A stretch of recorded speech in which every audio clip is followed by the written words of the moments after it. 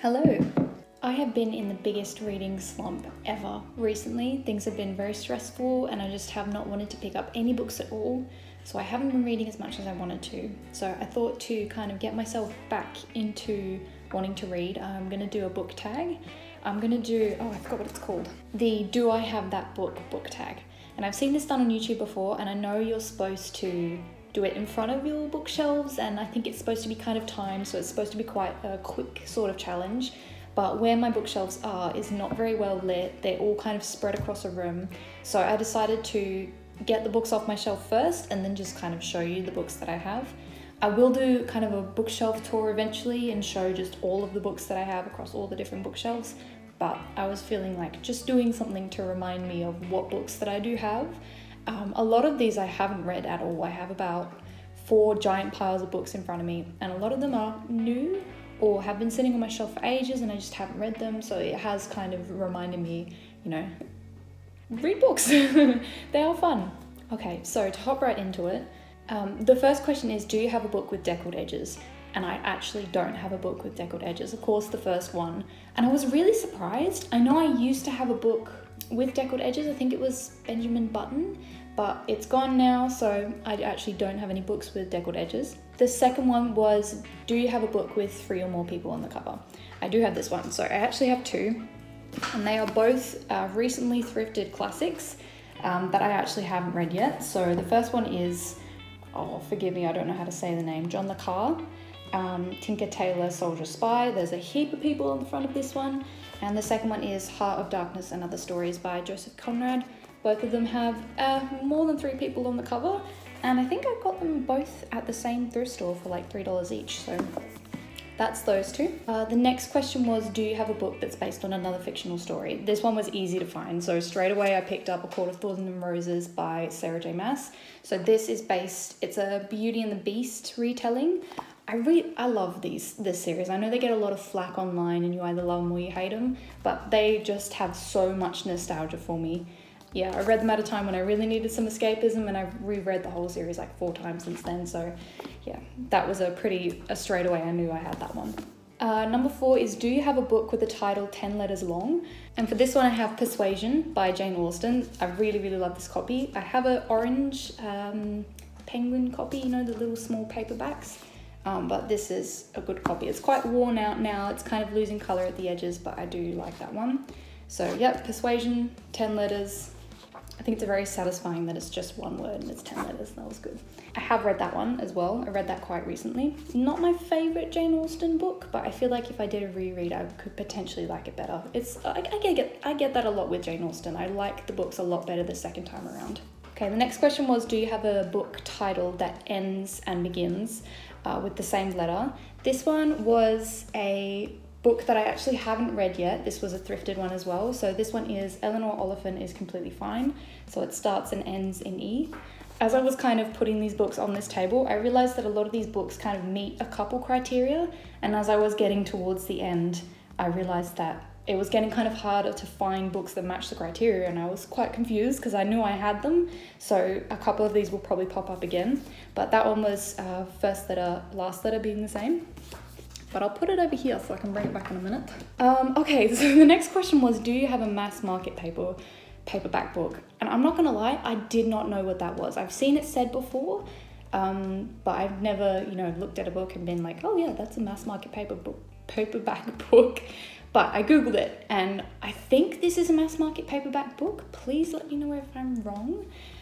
So the kind of criteria for a mass market paperback book was that it was smaller than normal books, and also the paper was less quality. So this was the book I had that kind of matched that the best. So it is this chunky boy of Sherlock Holmes, The Complete Novels and Stories Volume 1. So it's quite small. The paper doesn't feel like it's quite thin. There's like no margin space at all. So I think this is a mass market paperback book.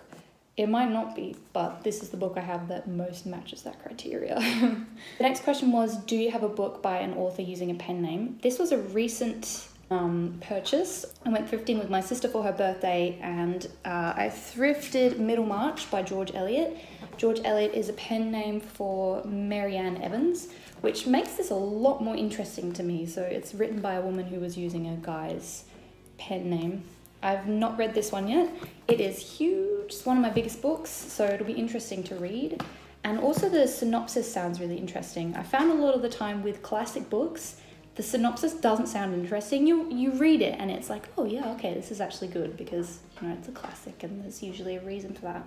But Middlemarch's synopsis actually sounds like, you know, if this wasn't a classic, I might pick this up and read it. So there you go. It's pretty beat up too, but it was only $3, which is just... Okay, I'm getting a pretty precarious pile happening over here. If you hear us crash, then... Okay, the next question was, do you have a book with a character's name in the title? I have a couple, but the first one I found was Jasper Jones by Craig Silvey. This is a pretty Australian book. I'm fairly certain the author is Australian and it's based in Australia. I really recommend this. I haven't seen a lot of people talk about this book and it's amazing. We read it in high school and it's one of the high school reads that we read that has stayed on my shelf.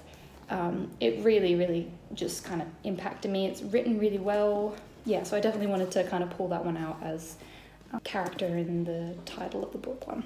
Okay, so the next one was, do you have a book with 2 maps in it? I have a lot of fantasy books and I looked through all of them trying to find 2 maps. A lot of them just have the one. I was looking for ones that had one in the back, one in the front.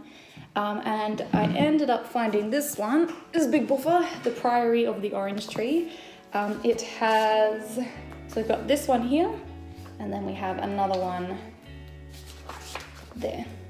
This is a beautiful book. I remember reading this and not really kind of enjoying it as much as I thought I would, but looking back, I think when I was reading this, I was in a massive reading slump. I was very stressed out, so I would like to reread this sometime because I've heard a lot of good things about it, and it sounds like a book I would love, but I just didn't vibe with it for some reason. So I want to reread this at some point. Okay, I'll put this one down here. Okay, so number 10 was, do you have a book that was turned into a TV show? So I actually have quite a few that were turned into TV shows by the same author. This is my favorite copy of a book by her. So I have, you know, Agatha Christie. This one is By the Prick of My Thumbs. I actually haven't read any Agatha Christie yet. I've collected a lot of her books in kind of cheap places, thrift stores, because I want to read her, but I haven't read her yet. This was the first one I got. It's really pretty. It's a 1960s, 1970s paperback, first time in paperback, which is cool. And of course the TV series that came from these books was the Poirot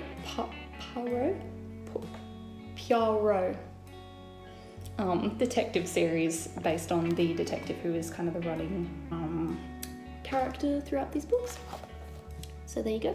The next question was, do you have a book written by someone who was originally famous for something else? So kind of celebrity, athlete, etc. I picked up 2 for this one, which is overkill, but I love both of them. So they're both memoirs. Oh no! So they're both memoirs. So I have I Am Malala and The Happiest Refugee by Ando.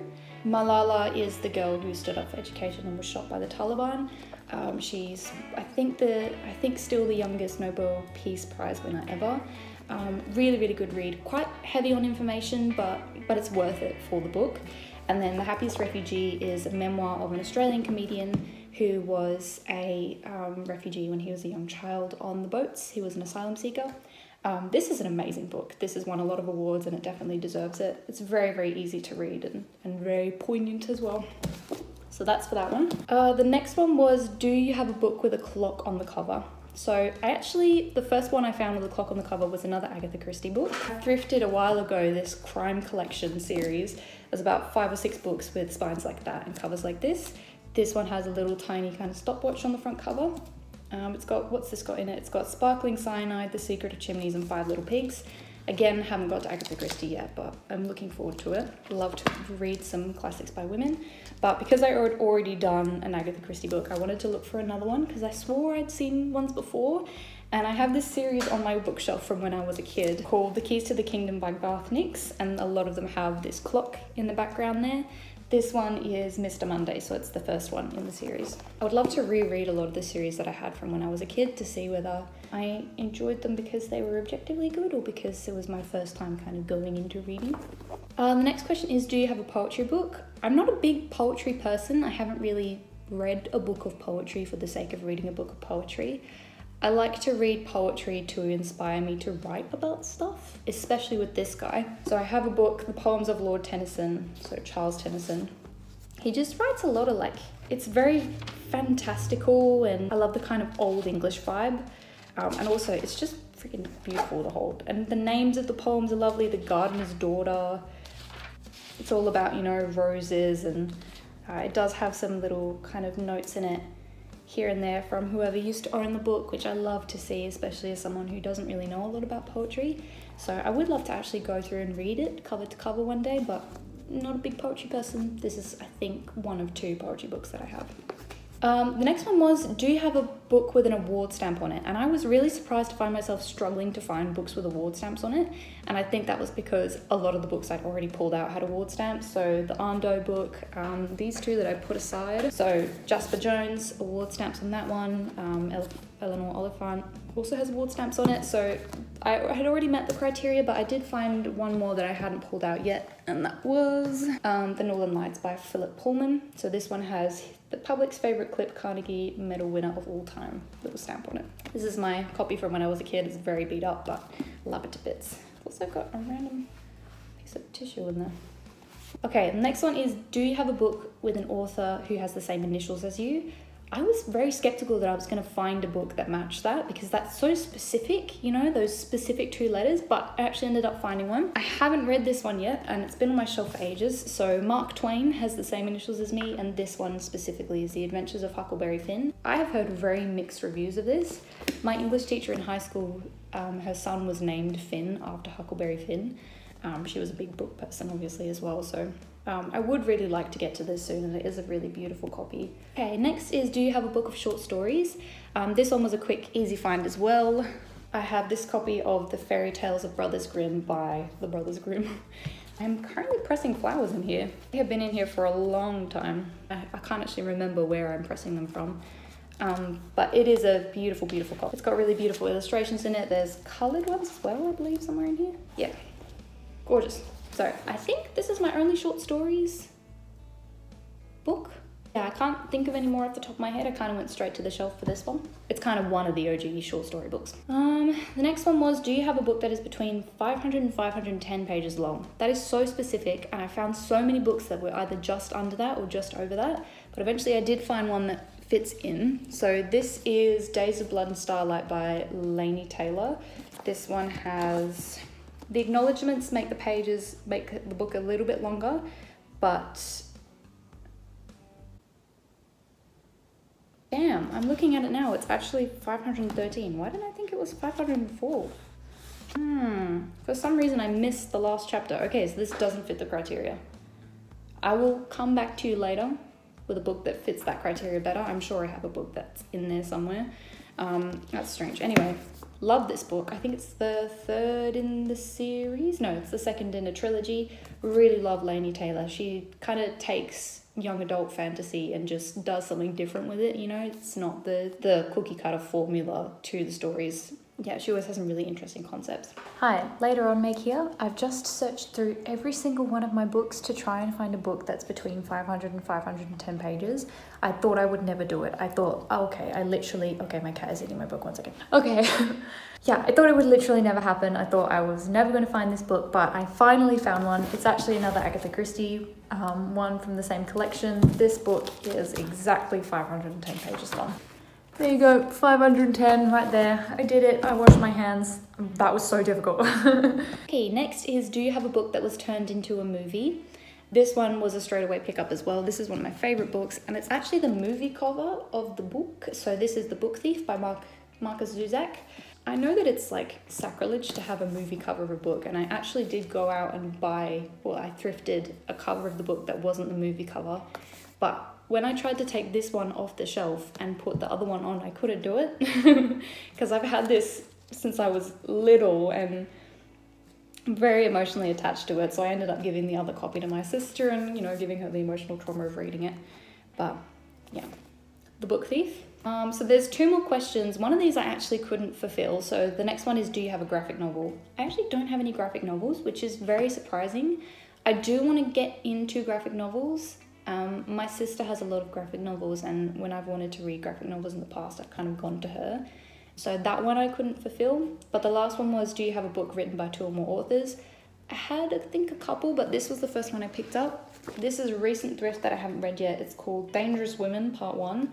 It's by George R. Martin and Gardner Dozois. I think it's just a bunch of short stories, which I guess fits that other criteria as well, about dangerous women. It's kind of like warriors, dragon riders who happen to be women, which I'm actually really excited to read, and I don't know why I've picked this up yet. But there you go. Oh, it's edited by George R. Martin and Gardner Dozois, but includes stories by George R. Martin, Brandon Sanderson, Lawrence Block, and Nancy Kress. So that is all of the books that I have for the Do I Have That Book challenge. I'll put the link of the original video in the description. Ooh, that feels like a very weird thing to say. The book I'm reading right now is Daphne du Maurier, The Parasites. I just finished reading Never Let Me Go, which was really, really good. It got me out of a massive reading slump. It was written really, really well. This I'm only a chapter into and I'm already loving it. It's my first Daphne du Maurier book, and I can feel why she's so well loved already. So it'll be interesting to see how this goes. So, that's that. I'm gonna have to go put all these back on my bookshelf now. I was pulling these books off the shelf and I was like, I haven't read so many of these. But I'll say goodbye for now.